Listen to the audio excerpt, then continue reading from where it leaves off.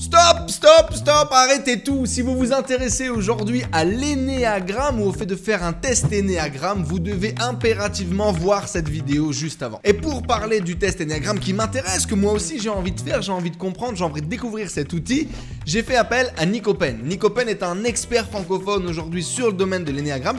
Il a même écrit un bouquin qui est hyper cute sur un format tout petit. Et dans cette vidéo, il va venir nous partager toutes les étapes qu'il faut faire, toutes les choses qu'il faut savoir avant de réaliser un test énéagramme. Laissez un énorme like si ce concept vous plaît. Abonnez-vous pour avoir plus de plans d'action et d'autres outils pour passer votre vie à un autre niveau. Et dites-nous dans les commentaires si vous allez faire le test ou si vous l'avez fait, quel a été votre résultat. C'est parti, on donne rendez-vous tout de suite pour toutes les choses à savoir et à faire avant de réaliser son test énéagramme avec Nico Pen. Bonne vidéo à tous, ciao la famille.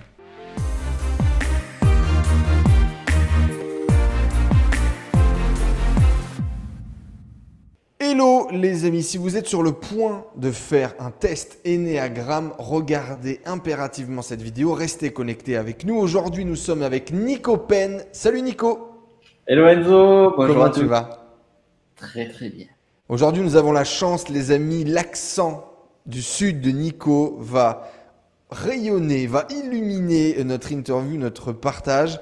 Nico Pen, on ne le présente plus, les amis, auteur du livre Le Petit Livre de l'énéagramme, auteur de la formation technicien énéagramme également que vous pouvez retrouver sur son site internet, on mettra toutes les informations juste en dessous. Bref, depuis que j'ai rencontré Nico Pen, je pense que c'était il y a 6 ans à peu près, il était, alors déjà bien évidemment un coach, quelqu'un qui est expert dans les outils de développement personnel, les outils de développement de soi, mais surtout spécialisé, très intéressé, très pointu, je dirais, sur le thème de l'énéagramme. Ça c'est confirmé, il en a fait une formation best-seller, il en a fait un livre. Et aujourd'hui, du coup, je lui ai dit, bien Nico, viens nous partager un peu tout ça. Je suis en train de m'intéresser moi-même à l'outil de l'énéagramme, au test énéagramme, comprendre un peu mon profil, comprendre un peu cet outil pour mieux connaître moi et connaître les autres. Et je me suis dit, allez, Nico, viens nous raconter comment bien se préparer à faire un test et comment bien maîtriser cet outil-là. Ça te va, Nico? Ça te parle le programme? Parfait, j'ai beaucoup de choses à dire. Alors, donc déjà, j'ai envie de savoir, si vous avez déjà fait le test, vous les amis là, dites-le nous dans les commentaires juste en dessous. Quel est votre profil? Quel est le test que vous avez fait? Est-ce que vous trouvez que ça a été utile? Est-ce que c'est pas utile? Qu'est-ce que vous pensez de l'énéagramme? Et bien évidemment, si vous ne connaissez pas encore, restez connectés avec nous parce qu'on va voir tout ça. Peut-être on pourrait commencer, Nico, par la définition un petit peu. Qu'est-ce que c'est que l'énéagramme? Comment ça fonctionne?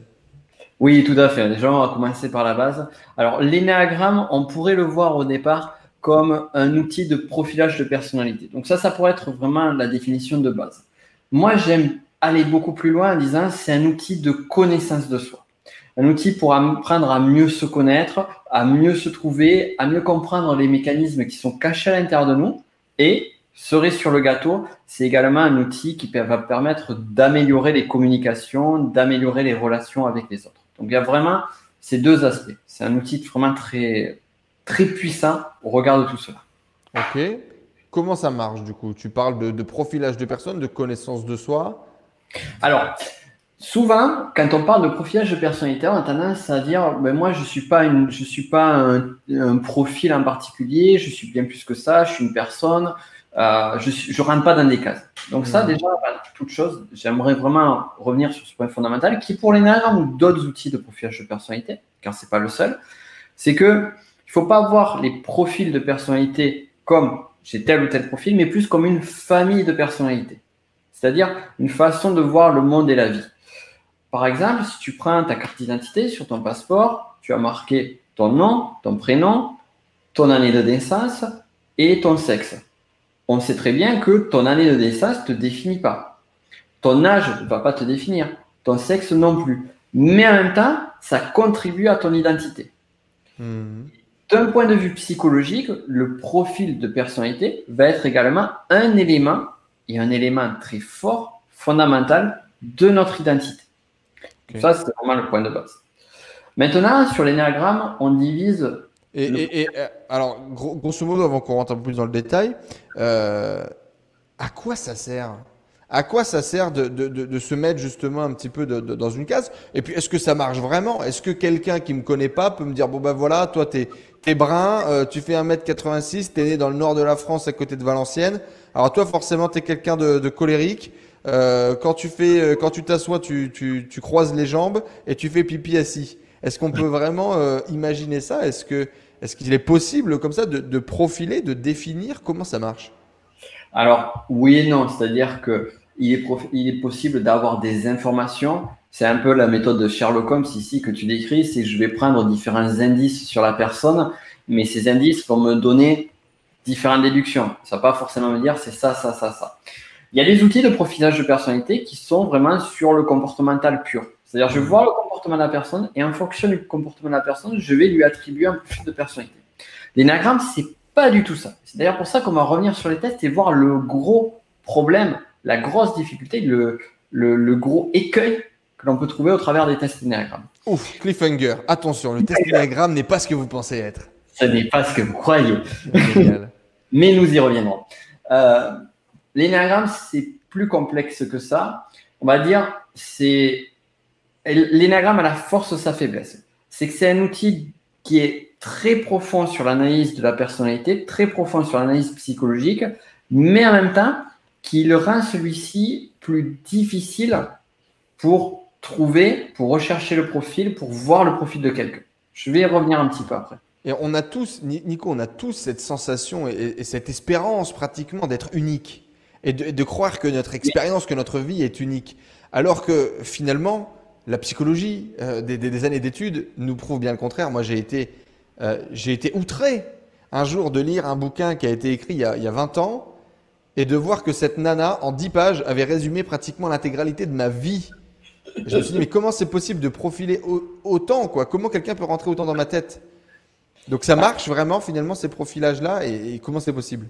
En fait, je dirais oui et non à cette idée d'unicité. C'est-à-dire que effectivement, oui, on est unique, on est tous uniques parce qu'on a tous une seule et unique façon de voir le monde, on a une seule et unique expérience de vie, on a une seule et unique histoire. Notre génétique montre bien qu'on est unique, ne serait-ce que nos empreintes digitales et autres. Et en même temps, il y a des patterns, il y a des modes de fonctionnement, il y a des choses qui vont être communes à chacun et chacune d'entre nous. On va le retrouver d'un point de vue des sociétés, par exemple. On peut voir des sociétés qui ont très peu de points communs et sur lesquels on va retrouver des fonds très proches. Et en même temps, sur d'autres mécanismes psychologiques. Ce qui est super intéressant avec l'énéagramme, c'est qu'en fait, on va voir. En fait, il y a 9 profils de personnalité qui sont définis par l'énéagramme à la base. Donc, 9 profils. On a un aspect, on va se retrouver un petit peu sur certains des profils, sur d'autres beaucoup plus. Mais il y en a un seul et unique qui représente tout l'enjeu émotionnel, psychologique et comportemental de notre vie. En d'autres termes, c'est un profil qui va se développer dans la petite enfance. Comme c'est développé dans la petite enfance, c'est des choses qui sont très, très fortement ancrées. Ce qui répond à la question, sans rentrer dans les détails, est-ce qu'on peut changer de profil dans sa vie? Non. Par contre, on va avoir le profil qui va se développer au fur et à mesure de sa vie. Et il va représenter des stress émotionnels, des façons de voir le monde. C'est un peu comme si tu avais 9 personnes, tu avais une sculpture au milieu de la salle et chacune des personnes voyait la sculpture. Et chacun va la voir avec un angle différent. Et c'est un peu comme si chacun d'entre nous, on voyait la vie comme ça. Ou comme si on avait des lunettes de couleurs différentes. À chaque fois que tu regardes quelque chose, moi, Nicolas, j'ai tendance à voir le monde avec des lunettes de couleur bleue. Toi, Enzo, tu as tendance à voir le monde avec des lunettes de couleur violette. Donc, notre perception de la réalité, est-ce qu'elle est la même? Non. Parce qu'on a un filtre différent l'un et l'autre. Par contre, la réalité en elle-même est la même. Et donc, il y a une véracité quand même du coup de ce profilage. On peut se retrouver, ce qui nous arrive d'ailleurs peut-être beaucoup, ce qui vous est peut-être déjà arrivé à vous aussi. On se retrouve dans un livre, on se retrouve dans une histoire, on se retrouve dans plein de choses qui ont été écrites ou faites par d'autres. On se dit, oh, c'est comme moi, c'est les mêmes émotions, c'est les mêmes histoires, c'est le même vécu. parce qu'on est finalement aussi cette bête sociale et émotive, et donc on reproduit aussi tout un certain nombre de patterns, comme tu le disais, de schémas, d'habitudes, ce qui fait que justement on arrive et on peut se faire profiler. Mais à quoi ça sert alors du coup de justement mieux se comprendre, mieux profiler? Alors tu le parlais, amélioration de tes relations aux autres et de ta communication, parce que du coup tu arrives à être plus en empathie, mieux comprendre potentiellement comment l'autre fonctionne. D'accord. Sur l'outil connaissance de soi, parce que moi j'ai vu beaucoup de gens, entre guillemets, faire l'erreur de dire, bon ben voilà, moi je suis un médiateur, je suis un perfectionniste, je suis un 1, un 2, un 3, un 10, et pratiquement ils se rassurent ou s'ancrent presque dans le positif comme dans le négatif. C'est-à-dire que j'ai vu ça aussi hors dans l'énéagramme. Bon ben voilà, moi je suis quelqu'un de colérique, donc je suis colérique, donc toute ma vie je serai colérique. Tu vois un petit peu le truc. À quoi ça sert du coup selon toi? Pourquoi est-ce que tu fais autant l'évangélisation pratiquement de cet outil? Effectivement, en fait, c'est super intéressant ce que tu viens de dire parce que tu viens de pointer du doigt le plus gros écueil que l'on peut avoir quand on va rentrer dans ce profilage de personnalité et dans lequel beaucoup de personnes rentrent. Mais heureusement, ceux qui rentrent peuvent en sortir et au bout d'un moment. Et ça, c'est bien. En fait, tu vois, on pourrait dire que deux personnes qui ont un même profil de personnalité vont fonctionner de la même façon. Je te prends un exemple. Tu as un profil d'énéagramme qui s'appelle le type 8, qui est lié à un enjeu, qui est lié à l'excès, à la notion d'injustice. Avec je dois être fort, je dois me montrer fort pour éviter de subir une injustice. Ça, c'est un raccourci très fort. Ces personnes qui peuvent être très excessifs et qui vont être beaucoup dans la recherche de rapports de force. Ces personnes-là, on va trouver, au travers de ce profil de personnalité, et ça c'est clair et net, il n'y a pas de doute là-dessus, on va retrouver du Churchill, du Charles de Gaulle, du Joe Star, du Vincent Cassel et du Donald Trump. J'ai d'ailleurs fait une vidéo sur l'analyse de personnalité de Donald Trump sur ma chaîne YouTube. Donc, et là, tu peux te dire, what the fuck, Joe Star, Donald Trump et Charles de Gaulle sur le même profil de personnalité. Mais en fait, quand tu regardes de plus près, tu te rends compte que tu as une énergie, tu as des mots, tu as un comportement, une attitude, une façon de s'orienter avec le monde qui est proche. Et de l'autre côté, tu vas avoir un gap énorme entre un Trump et un De Gaulle. Et c'est là que ça devient intéressant, en fait. C'est là où il y a et l'unicité et à la fois les patterns et les similarités, c'est ça? Plus que ça encore. C'est que, comme je le disais en amont, on ne va pas changer de profil dans sa vie. Par contre, on va évoluer sur ce profil. Et évoluer, ça veut dire évoluer dans le sens positif ou dans le sens négatif. Tu vois, je vais reprendre l'exemple de Trump, par exemple. Trump, au moment où on fait cette vidéo, se sont passées les élections présidentielles. Biden a été élu et Trump, pendant 3 semaines, n'a fait de cesse, et continue encore aujourd'hui, à dire eh bien, il y a une fraude, c'est une injustice, et ainsi de suite. Typiquement ici, Trump est dans l'excès de son profil, dans le déni et dans la sensation d'injustice. Donc, il est dans des compulsions émotionnelles, pour ne pas dire instinctives, très fortes. Et tout son comportement, toute son attitude, sur quand même 3 semaines, 1 mois, et la prédiction de comportement à venir, parce qu'il va rechercher à se venger, il va chercher à faire justice, eh bien tout ça peut s'expliquer, peut se décoder au travers de l'énéagramme. Maintenant, ce qui est intéressant, sur par exemple Charles de Gaulle, n'importe quel autre profil, je pourrais te prendre d'autres exemples, c'est la notion d'évolution. C'est-à-dire que soit tu peux rester sur le côté obscur, le côté viscéral, le côté instinctif de ton profil. Ou à un moment donné, tu peux te dire, je vais bosser là-dessus. Je vais commencer à y travailler encore et encore. Et ainsi, pouvoir dépasser le profil tout en gardant les points de qualité, les points de force du profil. Donc, par exemple, si certains profils, celui-là, il est très puissant pour amener justement la notion de puissance, de pouvoir, de force. Mais la force et le pouvoir peut être quelque chose de positif si c'est mis dans le bon sens. Ouais. Tout peut être négatif aussi, c'est-à-dire qu'il n'y a rien de très bien, de mauvais. Si c'est fait dans l'excès d'un sens ou d'un autre, c'est de la merde, quoi, comme tout. Exactement. Dans le même profil de personnalité, pour rester sur celui-là, pour garder un exemple simple, tu as l'abbé Pierre. L'abbé Pierre, il a magnifié son profil 8 pour dépasser des injustices pour les pauvres. Et ça, c'est juste génial. Et on a tous des points de force que l'on va avoir sur notre profil, qu'on va pouvoir magnifier, si on le souhaite.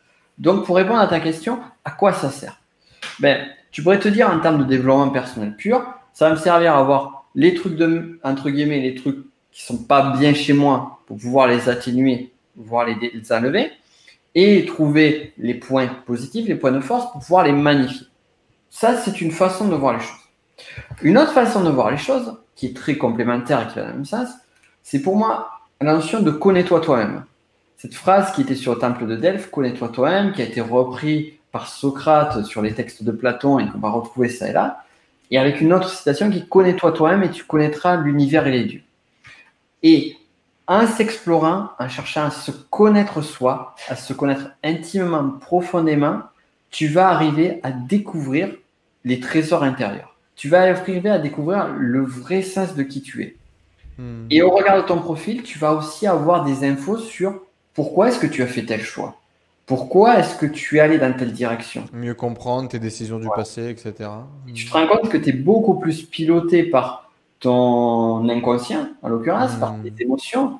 Le conscient, ça représente rien, ça représente 5-10%. On croit qu'on est maître du navire, maître de notre navire qui est notre corps, notre identité.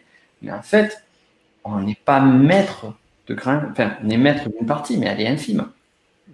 Et c'est intéressant. Ouais, c'est très très très intéressant. Et du coup, effectivement, donc en plus de cet outil de connaissance de soi, d'approfondissement, il y a cet outil qui était très intéressant. Moi, je ne m'attendais pas du tout, effectivement, quand tu me l'as partagé comme ça. Je crois que tu l'avais fait dans une interview, dans un podcast déjà. Cette idée voilà, de comprendre les grands profils des personnalités inspirantes de ailleurs et voir à quel point vous êtes en résonance avec eux. Qu'est-ce que vous pouvez prendre, qu'est-ce que vous pouvez laisser également de côté. Par exemple, si vous vous mettez à étudier une personnalité comme Steve Jobs, je ne sais pas si tu l'as déjà fait sur ta chaîne YouTube, l'analyse de Steve Jobs, je pense que tu en as déjà parlé. C'est une personnalité qui est très intéressante, c'est une personnalité qui a clairement, il a pris le destin comme ça, puis il l'a plié en deux en mode Jackie Chan. C'est clair et net, il a fait des choses incroyables, il a créé une entreprise des plus impactantes aujourd'hui dans notre société actuelle. Il a impacté les dessins animés, il a impacté les films d'animation, il a impacté l'informatique, la téléphonie, il a impacté énormément de domaines, le type. Il pourrait paraître incroyable et en même temps, dans sa relation aux autres, dans sa déformation de la réalité, dans son côté manipulateur et menteur, il y avait énormément de traits intéressants d'un sens comme d'un autre. Il y avait énormément de dérives sociales. Et je pense qu'une étude d'ennéagramme pourrait être très intéressante et peut nous montrer aussi, du coup, attention, c'est de la merde ce que je vais dire parce que j'y crois et en même temps j'ai vécu des trucs opposés. C'est-à-dire que le bonheur est dans la modération. C'est-à-dire que ton profil, quand tu vois le côté obscur du profil, quand tu vois le côté lumineux du profil, tu peux choisir de savoir où est-ce que tu vas t'embarquer, dans quoi tu vas t'embarquer. Et en même temps, ma vie m'a prouvé que dans la modération, tu fais rien d'excellent. C'est-à-dire qu'à un moment donné, il faut aussi te mettre corps et âme dedans, déployer sur peut-être parfois une courte période, mais en tout cas aller dans l'excès. Mais vivre dans l'excès, ce n'est plus vivre finalement peut-être. Moi, j'aurais une autre grille de lecture qui pourrait être complémentaire à la tienne sur ces sujets-là. Déjà, un premier point sur lequel j'aimerais revenir, c'est, tu disais, voilà, sur un profil, de connaître les points de force, les points de faiblesse, les obscurités, sa clarté, d'éviter son obscurité. Mais déjà, son obscurité, pour l'éviter, il faut savoir où elle est. Et c'est là où l'énéagramme et d'autres outils de connaissance de soi, c'est pas le seul, permettre de découvrir ces zones d'ombre. Donc déjà, quand tu les découvres, que tu les connais, tu les apprends plus de la même façon. Parce que tu sais d'en prendre conscience. Rien que d'en prendre conscience, c'est déjà un énorme pas. C'est déjà la moitié du chemin. Et après, travailler dessus, c'est la seconde partie. Et donc ça, c'est le premier point. Ensuite, sur l'excès et la modération, sur ça, moi, je dirais plutôt que il y a toujours cette notion d'équilibre, cette balance entre aller d'un côté à fond ou aller d'un côté. Les extrêmes sont jamais bons. On peut le voir dans différents exemples. Moi, j'ai la croyance fondamentale que les extrêmes sont jamais bons. Et en même temps, on a des points de force bien spécifiques chacun. Moi, ce que j'appelle les trésors cachés. Chacun d'entre nous, qui sont nos points d'excellence. Par exemple, quand tu vas faire comme moi ton travail et que tu as ce feu sacré à l'intérieur de toi, mais tu vas décoller puissance 1000. Et c'est même pas, c'est plus de l'excès. Tu n'es plus excessif. Tu es juste dans l'endroit, le lieu. Ouais, dans la magnificence, quoi. Tout ce que tu fais a plus de puissance parce que tu es bien aligné, tu te connais bien, justement. Comme tu es là où tu es. Tu es là où tu es, tu es là où tu dois être. Et c'est ça qui fait que finalement, ça va amener une justesse. Et si tu es là où tu dois être, certes, tu vas le faire peut-être avec une intensité extrême pendant un temps donné, mais ça ne va pas basculer sur quelque chose de malsain. Parce qu'à un moment donné, tu dis, voilà, j'ai mis tout ce que j'avais, maintenant, je peux m'occuper d'autre chose. Et tu vas avoir une relation plus saine. Tu vois, le truc terrible, le truc malsain, c'est quand tu vas être à fond dans ton boulot, tu vas bosser comme un fou pendant un temps pas croyable, en espérant, en attendant le moment où tu vas pouvoir vraiment te reposer, te faire plaisir, partir en vacances ou autre. Et quand tu es en vacances, te dire, putain, j'ai ça du boulot, ou je vais revenir au boulot. Donc en fait, tu n'es jamais dans le moment présent, dans l'un ou dans l'autre. Exactement. Et là, et pour moi, en fait, tout est là. Tout est là, la connaissance de soi. C'est pour ça, moi, je suis reconnu en tant qu'expert énéagramme, mais pour moi, le fond du sujet, c'est pas l'énéagramme, c'est la connaissance de soi. L'énéagramme n'est qu'un outil. Pour moi, c'est un chemin, c'est un pont pour aller à la connaissance de soi. Pour moi, c'est le meilleur chemin que j'ai trouvé à la connaissance de soi. Pour moi. Justement, on va quand même le montrer. Ça serait incroyable de faire une présentation de l'énéagramme alors qu'on ne vous l'a toujours pas montré. Alors pour tous ceux qui vont nous écouter sur le podcast, eh bien, je vais vous dire un peu ce qu'on voit à l'écran. En gros, c'est représenté en général sur un cercle avec des différents points. Et je vais le montrer du coup à l'écran pour tous ceux qui sont connectés avec nous. Voilà. Et donc on a un cercle avec différents points et des numéros.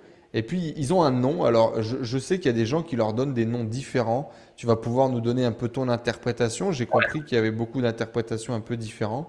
Là du coup on a un numéro 9 qui est tout en haut au centre, un peu tout en haut du sapin de Noël. Le médiateur, on a le 1, le perfectionniste, le 2, l'altruiste, le 3, le battant, le 4, le romantique, le 5, l'observateur, le 6, loyal sceptique, le 7, l'épicurien, le 8, le protecteur. Et en fait, il y a des liens, il y a des triangles comme ça qui sont formés entre plusieurs points pour un peu finalement comme dans l'astrologie, j'ai l'impression, définir un peu des ascendants. Tu vas pouvoir nous en parler en tout cas. C'est-à-dire qu'on a un profil particulier et puis on a des profils qui sont un peu cousins, on a des parts D'ailleurs, est-ce qu'on n'a pas tous les profils finalement aussi en nous? Tu vas pouvoir vas-y, tu vas pouvoir illustrer du coup un peu plus tout ça et puis nous dire un peu là on a fait à quoi ça sert. On a fait un peu la définition globale, on a donné quelques exemples, quelques idées. Du coup l'idée ça va être de rentrer un peu plus en détail dans la figure. D'ailleurs toi je sais que tu es très intéressé par tout ce qui est architecture, histoire et je suis sûr que tu aurais plein d'anecdotes à nous raconter sur l'image et le dessin qu'il y a derrière l'énéagramme. Et puis après, du coup, comment bien se préparer au test, comment bien me préparer au test. Et peut-être qu'on fera une autre vidéo d'ailleurs dans laquelle je fais un test. Pourquoi pas? Ça va être rigolo, tiens.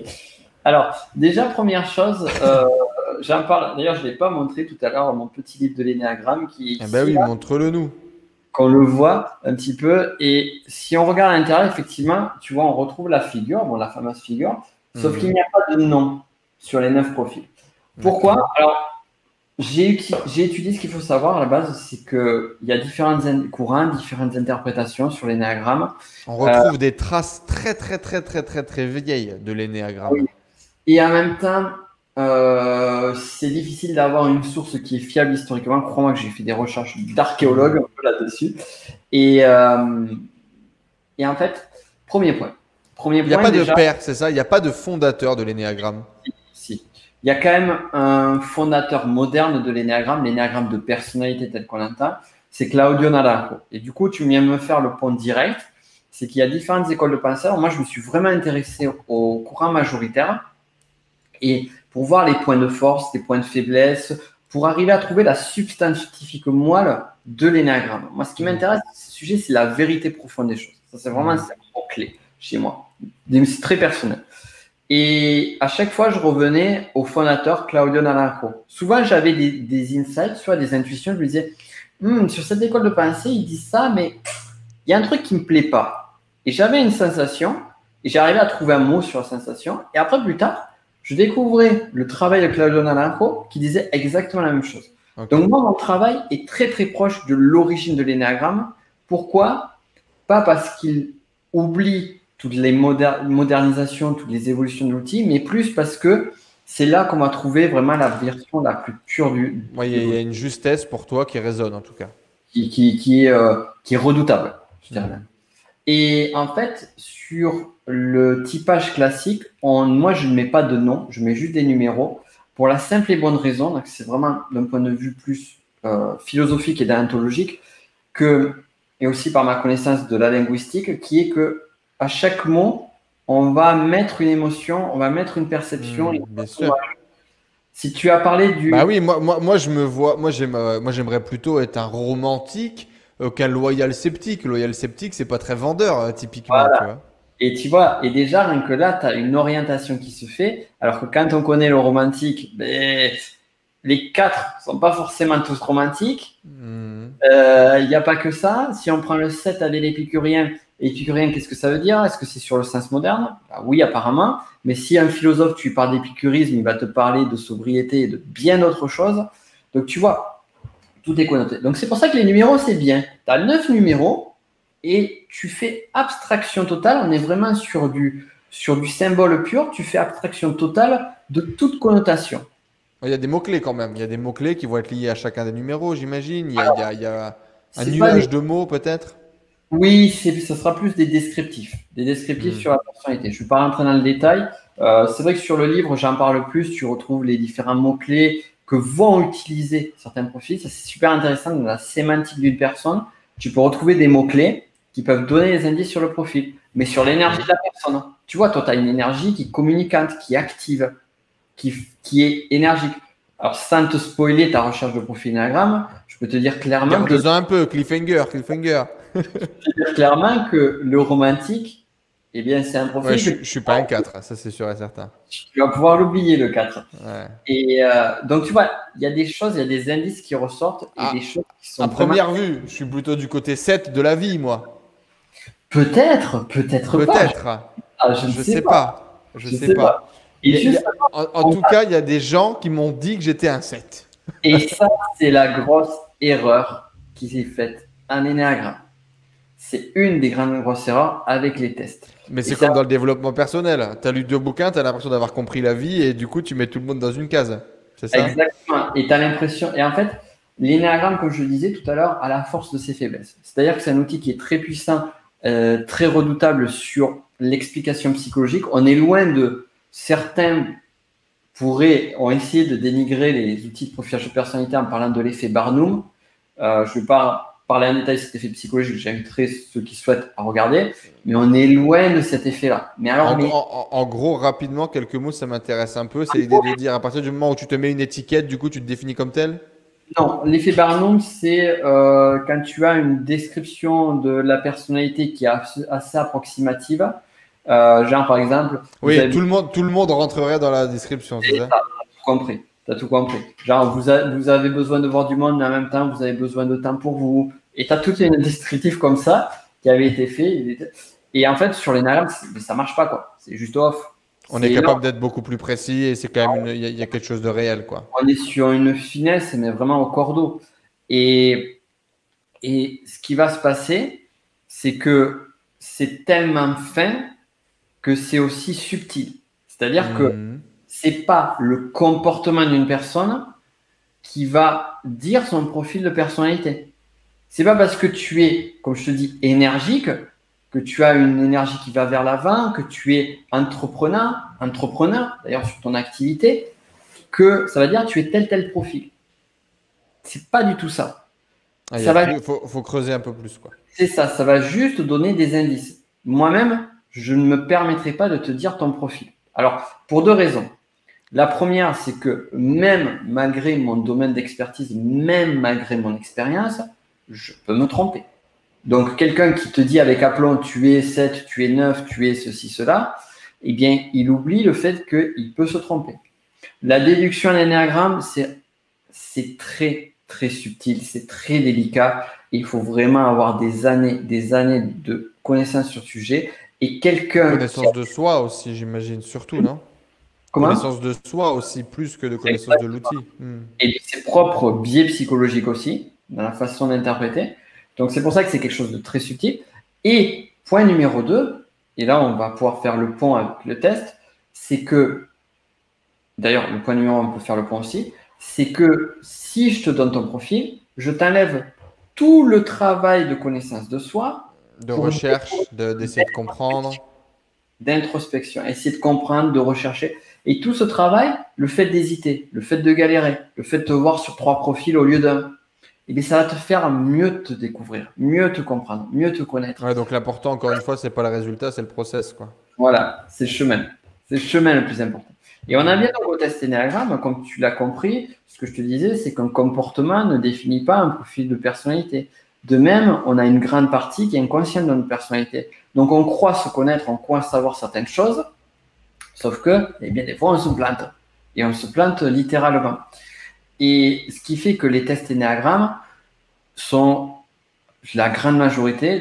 Je vais te parler du meilleur test d'Enneagramme qui existe sur le marché. Eh bien, ce test, il a une fiabilité qui ne doit pas dépasser les 30%. Ah Clairement. Ouais, ouais. Et j'ai fait. Parce que c'est uniquement, finalement, on en arrive à des tests Psychologie Magazine, des QCM à la con. Ouais. Et pourtant, c'est un test qui a été fait par des experts en Ennéagramme qui fait 130 questions et ainsi de suite.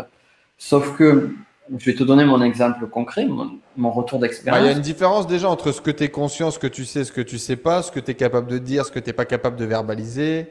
Il doit y avoir tout ça aussi, non? Exactement. Je vais te donner mon expérience personnelle. À l'époque, il y a des temps bien anciens, lorsque j'ai découvert l'Ennéagramme, j'ai voulu chercher mon profil comme tout le monde. Et j'ai tenté de faire des tests. J'ai fait des tests, j'ai fait plein de tests. J'avais des profils qui ressortaient. J'avais toujours les mêmes qui ressortaient. C'était les 3 mêmes. Ils ressortaient tout le temps, tout le temps. Bon, donc déjà, tu passes de 9 à 3. Tu as avancé. J'étais content, tu vois. J'avais 3 profils, je peux même te les donner. C'était le 2, le 3 et le 8. Donc, altruiste, battant et protecteur, selon notre test. Là. Exactement. Sur les faux noms, ça serait ça. J'ai trouvé mon profil Enneagramme. Après avoir cherché. Est-ce qu'il fait partie des 3 ou pas déjà? Non. Sans déconner. C'était même pas ça. Et alors, je suis allé plus loin. Parce que je suis allé beaucoup plus loin. Parce que je me suis dit, c'est quand même fou. Et maintenant que je connais mon profil, je vais être orienté plus inconscient, parce que je connais beaucoup les biais psychologiques. Je vais être théoriquement orienté plus sur mon profil maintenant que je le connais en répondant à la question. Donc, j'ai refait certains tests. J'ai fait d'autres tests payants. Ben, tu le croiras ou non, sur tous mes tests, mon profil ne sortait jamais. Et comment tu es sûr alors que c'est ton profil? Parce que j'ai douté après. Donc, du coup, j'ai douté, j'ai remis en question, j'ai beaucoup discuté. À l'époque, avec des personnes qui connaissaient bien l'Ennéagramme. J'ai fait une énorme introspection et au bout d'un moment, je me suis arrivé à une certitude claire et nette. Je suis ce profil-là. Et tous ceux qui connaissent l'Ennéagramme, qui me connaissent et qui connaissent mon profil, te diront, mais Nico, quand on le connaît vraiment, dans l'intimité, oui, il n'y a pas trop de doute possible, quoi. Et tu nous le dis ou pas? Non. Pour une prochaine vidéo, cliffhanger, tu nous le réserves pour une prochaine? Comme je dis toujours, seuls mes amis et les élèves de ma formation connaissent mon type Enneagramme. Ah, c'est beau, c'est de l'exclusivité, quoi. C'est de la scarcity. On adore, Donc, on adore. je te le dirai, mais à off. Ah, c'est beau. Je vous le raconterai, promis, je vous le raconterai. C'est fort. Ok, très bien. Et donc, du coup, finalement, encore une fois, j'ai envie de dire le résultat finalement n'importe peu et c'est vraiment cette recherche, c'est vraiment ce temps passé, c'est vraiment cette confrontation de toi, de tes idées, de tes réflexions et qui nous amène au résultat. Et par contre, ce qui est intéressant, c'est qu'est-ce que ça t'apporte maintenant de le savoir, par exemple, est-ce que ça modifiait ton comportement? Est-ce que ça induit des réflexions, des actions? Est-ce que ça t'a permis de mieux comprendre ton comportement du passé? Qu'est-ce qui s'est passé? Bah, je répondrai oui à toutes ces questions. C'est-à-dire Hmm. que déjà, oui, ça m'a permis de comprendre. Moi, ce que je dis toujours, c'est que j'ai eu une période de vie qui a été extrêmement dure à mes 20 ans, sur lequel j'ai galéré pendant des années et des années. Euh, Très, très difficile. Et Hmm. Bon, émotionnellement, ça c'est le syndrome du sauveur, ça, on le sait. ouais, même pas. Et en fait, j'aurais connu l'énéagramme à cette époque, ça m'aurait vraiment donné des réponses à des questions que je me posais. Parce que Des ça questions- amène une perspective différente, finalement, c'est vraiment ça. Ouais, totalement. En fait, ça aurait expliqué le comment du pourquoi. Et en expliquant, souvent, tu as un problème, tu te dis, bon, ben voilà, j'aimerais trouver la solution. Mais tu ne trouves pas la solution tant que tu ne sais pas le pourquoi est le problème. Le problème, c'est juste la surface. C'est juste ce qui se passe. Mon problème, tu crois, souvent, oui, c'est plutôt ça. Pour l'expliquer plus clairement. Tu dis, tu crois que ton problème, c'est ce qui t'arrive. Instant t'est donné. Et par exemple, ta voiture, elle marche plus. Et tu te dis, ma voiture est en panne. Mon problème, c'est que ma voiture ne marche plus. Mais non, le fond du problème, c'est que peut-être que ton réservoir d'essence, il est bouché. Peut-être que ton moteur, il est mort. Peut-être que ceci, cela. Le Ouais, il y a problème, une source. il est ailleurs. Et ça, Hmm. c'est juste la conséquence du problème. Hmm. Donc, comment solutionner le problème? Eh bien, en allant chercher.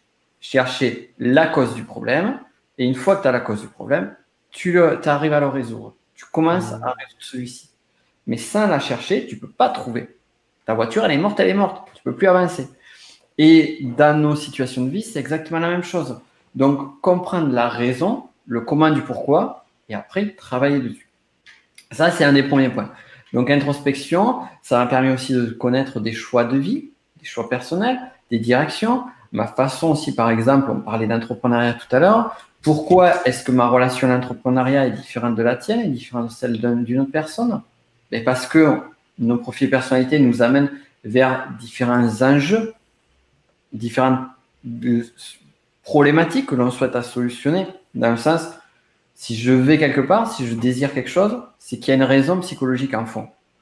Et tu vois, la grande erreur, une grande problématique en développement personnel, moi j'ai vu beaucoup, c'est qu'il y avait beaucoup de conseils qui étaient donnés sur des personnes qui appartenaient à un type énéagramme en particulier. Hmm. Sauf que la solution qu'ils donnaient, ils disaient ça a marché pour moi, donc ça va marcher pour tout le monde. Mais non, ça a marché pour eux parce que ça se répondait à leurs propres besoins. Et peut-être que pour une autre personne, eh bien, ça sera quelque chose qui sera contre-productif. Et moi, Complètement différent. perso, il y a eu des conseils que j'ai suivis comme ça de façon très évangéliste.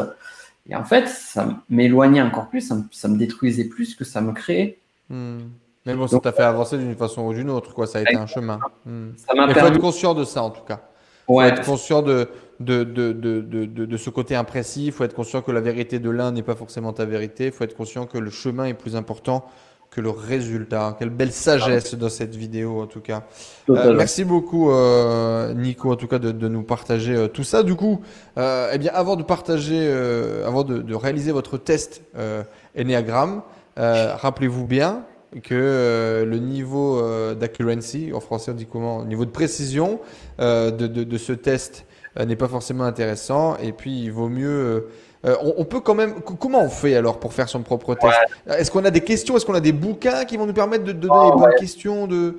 Vraiment, le mieux. On va commencer déjà par le petit livre de l'énéagramme. Déjà, disponible bien évidemment sur la Fnac, sur Amazon. On met le lien en dessous, bien Ou évidemment. Il est tout petit en plus, il est trop mignon. Il passe partout. Vous pouvez le filer à vos potes. C'est génial. chez votre libraire préféré. Donc, il est édité par First Edition. Donc, il est présent dans toutes les librairies. Enfin, ou du moins, vous demandez à votre libraire s'il n'est pas, il va le recevoir très vite. Donc, comme ça fait marcher aussi le commerce local. C'est pas plus mal non plus. C'est pas plus mal. Et donc, ça, c'est effectivement, moi, c'est ce que j'invite à. Vraiment, si l'énéagramme, si la connaissance de soi, ça a du sens pour vous, eh bien, allez découvrir, allez chercher, allez connaître. La première chose, c'est déjà découvrir les 9 profils. Quels sont-ils? Une fois que vous connaissez les 9 profils, eh bien, posez la question, lequel est le mien? Dans le petit livre, il y a il y a la description concise et très claire de chacun des 9 profils et de nombreuses indications, de nombreux outils qui permettent de dire comment arriver à déterminer son profil, comment savoir si c'est pas celui-là ou celui-là, comment faire la part des choses. Donc, il y a plein d'exercices aussi de mise en avant, même sur chacun des profils aussi. Donc, pour évoluer sur celui-ci, comment utiliser aussi l'énagramme en communication. Donc, il y a, bref, beaucoup de choses très intéressantes. Mais je crois que, avant toute chose, pas pour faire la promo du livre ou quoi que ce soit, c'est mon meilleur conseil que je pourrais donner sur l'énagramme, c'est si vous avez la flemme de chercher votre profil énagramme, oubliez les tests énagramme parce que de toute façon, vous aurez une réponse et vous n'en ferez rien. Donc, ça ne sert à rien d'aller plus loin. Mais c'est ça, il faut avoir avant tout cette envie de creuser, cette envie de prendre du temps, cette envie d'étudier en fait, vraiment, hein, de mettre la casquette d'étudiant sur soi, quoi. Par contre, si vous avez vraiment la curiosité, si vous souhaitez vraiment vous connaître, si vous souhaitez vraiment en savoir plus sur vous et ce au regard de cet outil qui est génial, qui est l'énéagramme, à ce moment-là, prenez du temps pour le faire. Prenez du vrai temps pour lire, pour vous documenter, pour apprendre. J'ai fait une série de vidéos aussi sur YouTube qu'on peut retrouver qui est totalement gratuite. Bon, le petit livre d'énéagramme, c'est pas ce qui coûte, il est à 2,99 €. Mais il y a une série de vidéos, vous cherchez sur ma chaîne YouTube Nico Pen, où j'explique les 9 profils. J'explique également comment trouver son profil aussi. Il y a d'autres vidéos, il y a toute une playlist là-dessus. Donc ça, déjà, ça permet de faire une première mise en bouche, une première découverte de l'outil. Et ensuite, une fois que vous avez fait ça, vous continuez à explorer. Vous prenez du temps aussi pour mieux vous connaître, pour revoir les différents profils. Et pour certains, ça va faire tilt de suite. Moi, j'ai certains élèves de ma formation qui me disaient par exemple, là, je ne me trouve pas. Ils étaient genre au profil 5. Et ils sont arrivés sur le type 6. Mais en fait, là, il n'y a plus de questions possibles, quoi. C'est juste moi, quoi. J'avais eu cette énorme prise de conscience aussi en lisant le livre. Je n'ai plus le nom de cette jeune demoiselle. Mais c'est pas du tout une jeune demoiselle d'ailleurs, mais on lui envoie des bisous. Tu sais, les 5 blessures qui vous empêchent d'être vous-même. Les blessures de l'âme qui nous empêchent d'être nous-mêmes. Et moi, je lis le bouquin un peu sceptique, ça parle un peu de spiritualité. Je me dis, qu'est-ce qui se passe, tu vois, de quoi on parle? Je ne m'attendais pas à ça. Et finalement, je prends une claque magistrale incroyable et je lis les différents profils. Je me retrouve un peu dans les différents profils, ok. Et puis là, je tourne la page et en fait, ça va très loin. C'est-à-dire qu'il y a des petits dessins pour symboliser même la morphologie des gens. Donc en gros, elle a une théorie qui dit qu'en fonction de la petite enfance que vous avez vécue, vous avez je vais vous dire une connerie, mais en gros, toi, quand tu étais enfant, ton père il n'est pas venu te chercher à l'école, du coup, tu as des gros genoux. Et franchement, c'est incroyable de voir qu'il y a une certaine vérité. Alors les genoux, bien évidemment, vous avez compris, c'est une blague. Mais en tout cas, du coup, je tourne la page. Je vois le physique qui est présenté, je lis la description et je savais que c'était mon profil. Et cette femme m'a raconté ma vie en quelques pages. J'ai l'impression qu'elle en savait plus sur moi que moi-même. Tu vois, c'est incroyable. J'ai été stupéfait. Et